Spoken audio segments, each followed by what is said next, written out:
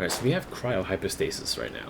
And Cryo Hypostasis is what I like to call one of the dangerous hypostases, because Electro Hypostases and Enamel Hypostases are pretty pushover-ish because of how easy they are. They don't attack you during their revival stage. They don't have necessarily very hard attacks to dodge, but with this fight, it's actually much more difficult, so I suggest you don't underestimate this fight because it actually is pretty tricky. The main keyword that is supposed to help you with this fight is distance and sight. Mostly distance, because there are two particular moves that this boss will do to you, which is very dangerous. One is, you know how regular hypostasis enemies where they fly up into the air and they shoot little like cubes of elements at you? Yeah, this thing fires the equivalent of Ruin Guard missiles at you, except they're cryo. And they do a lot of damage, so I'd say be very, very afraid when that shit goes up into the air. And the second one is what I like to call Beyblade, where it goes under the floor, it creates this like saw blade thing cutting through the floor sort of action, and it charges towards you, and it can do that either 1 to 3 times. And depending on how many times it chooses to do that to you, it can actually turn on its head and actually go towards you when you're not expecting it.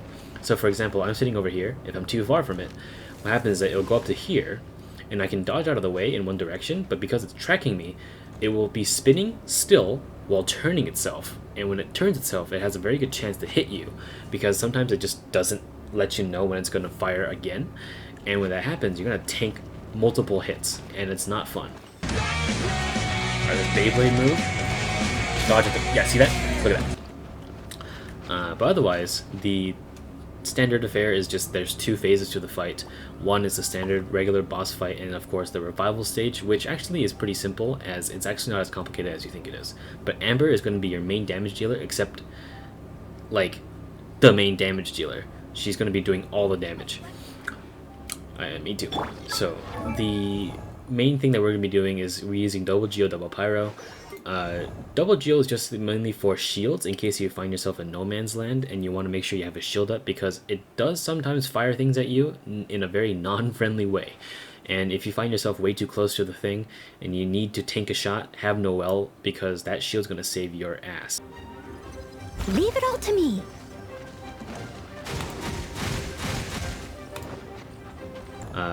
Traveler can drop a meteor on it if you feel so inclined, but most of the damage is going to be coming from Amber, and let's show off her little gear. We have the slingshot, which is actually kind of optimal for this fight, because if you're close enough to do the damage, you'll be hitting like 5,000s.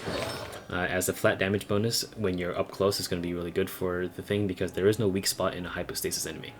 We have Crimson Witch of the Flames and Resolution of Sojourner, just standard pyro bonus and attack bonus. It's nothing too special. Everything is at level 12. The substats are pretty poor, especially for the Pyro Cup. Oh, it's okay here. It's kind of poor here. It's respectable here.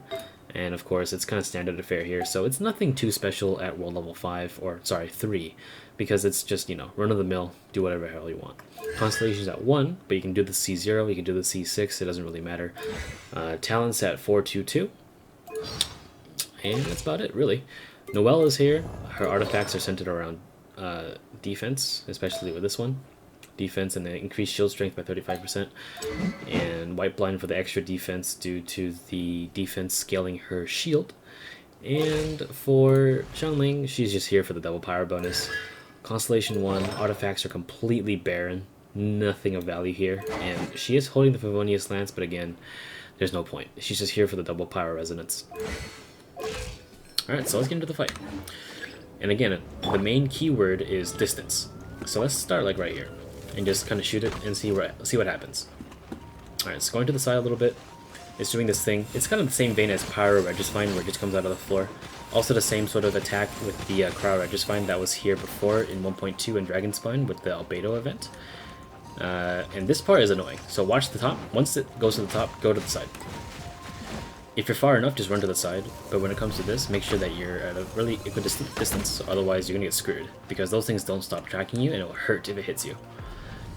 Alright, Beyblade time. Get a little bit closer. Don't sprint too slow or too fast, otherwise you're going to get screwed. Good. And at the end, it'll always hit a wall, but if you are actually close enough to a wall, it will actually hit the wall. Oh, there's the little clap move.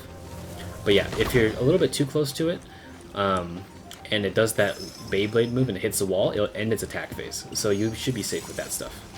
This is the easiest fight or easiest move to dodge because it's just covering AoE with Cryo, but all you gotta do is just kind of shoot it, you know, really simple. And get it, of course, this is why you activated these in the first place before you started the fight, because it does help you warm up if you find yourself a little bit distant from the boss. Just run in circles, doesn't really matter, very easy to dodge. Beyblade, Beyblade. Beyblade, there it is, alright. Now, when that has some, make sure you're firing a few initial shots to weaken the shield a little bit, because it only takes 2 and then some shots to weaken it. Also, you don't need to fully charge, just hit it. Also, be careful of those icicles. Yeah, see? I ran a little bit toward it, and that screwed me over because I wasn't prepared for that. But if you run like at a diagonal angle, you'll be able to dodge it just fine. I did it once before, but I'll show that on the screen right now. You gotta run in the circle. And this should be it. That's it. So otherwise, not a hard fight, but it's a little more dangerous than you would expect, so be aware and just practice the boss left and right, and I hope this guide is of help. It is not a perfect guide by any means, but I do hope that it does offer some help in terms of free-to-play players or people that just have Amber built, or any ranged character like Fischl or Amber, or perhaps even, say, Venti. I don't know. Go for it. I haven't tried the Unga Bunga the boss, but it's best if you keep your distance, because once that huge cryo missile move comes out, you're going to be screwed. So until then, yeah. It's like almost if Amber was made for this boss, but regardless, I hope this boss guide was of help, and good luck.